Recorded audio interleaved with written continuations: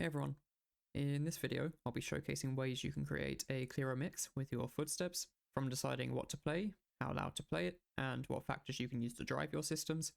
This video approaches the topic from a competitive scope, but I also briefly cover how you can adapt this to NPCs outside that scope. To give a quick insight, we'll be looking at the rule of 3, enemy field of view contribution, weighing ally sounds, clustering NPCs, and lastly verticality.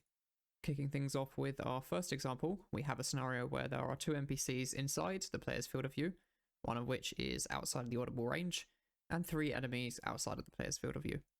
The expected result is that we shouldn't need to hear the footsteps of enemies that we can already see in front of us, and the ones behind should be prioritized. Unlike the example from the Overwatch talk that you may be familiar with, we're not concerning ourselves with buckets, but instead taking a much more clear-cut approach with the rule of 3, mainly due to the scale of the example, but also for clarity. As we can see in here, enemy 5 tops the list at around 0.85 as it's directly behind us, and the enemies to the rear sides closely follow at around 0.7. Do also note that I have used C++ to sort the mapping with value sort, as it's much more convenient than doing so in Blueprint.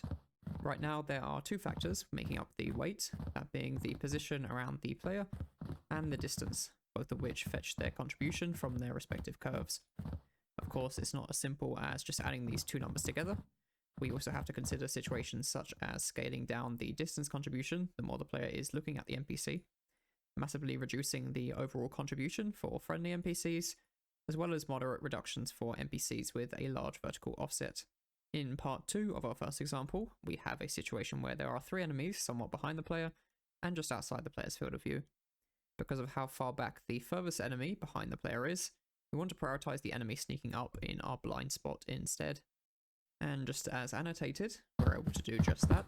This is the reason why we need more than one driving factor, because if we only considered the position around the player, then that furthest enemy would get priority instead.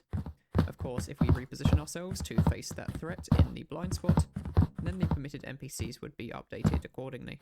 In our second example, we look at the hostile field of view contribution. It's important that the value, determined by the percentage of the enemy screen that the player occupies, should not be used to determine whether or not their footsteps are chosen. Instead, it should be used to marginally bump up the volume of those already chosen by the system. There are a couple of reasons for this. For example, an enemy should not be able to abuse the fact that if they sneak up on the player, whilst purposely keeping the player outside of their field of view, their footsteps will be super quiet or inaudible. This is why the FOV percentage contribution to the volume is kept marginal. Another reason being is that an enemy can turn at any moment. In the diagram, enemy 3, which is running away, could do a 180 and target the player, making them instantly as threatening as enemy 4. This is also why I prioritize enemy 3 over enemy 2, as enemy 3 poses a larger potential threat, and enemy 2 can be identified through sight, whereas enemy 3 cannot. Do keep in mind that when dealing with audio in space, there is a limit to how much information the player can process, and as a result, only so much information we should provide.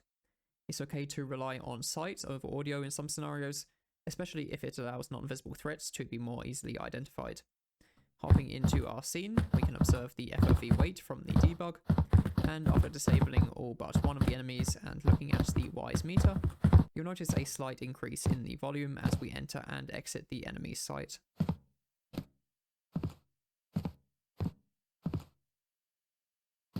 Next up, we're looking at weighing ally sounds.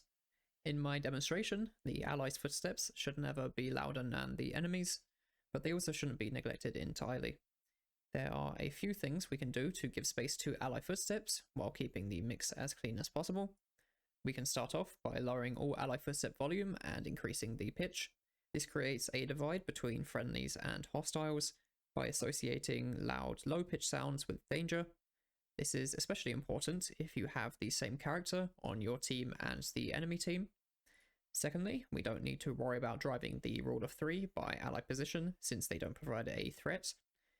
Instead, it would be better to consider the following contexts, such as driving the rule of 3 by ally footstep distance, and potentially reducing the attenuation distance. Distant ally footsteps are the last thing we want to hear.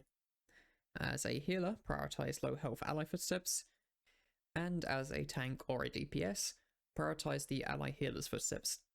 This allows them to know where they can get healing, or if healing is even available at that moment. Also keep in mind that there is only so much heavy lifting the audio can do before things get muddy, and ally footsteps are low priority and quiet by default.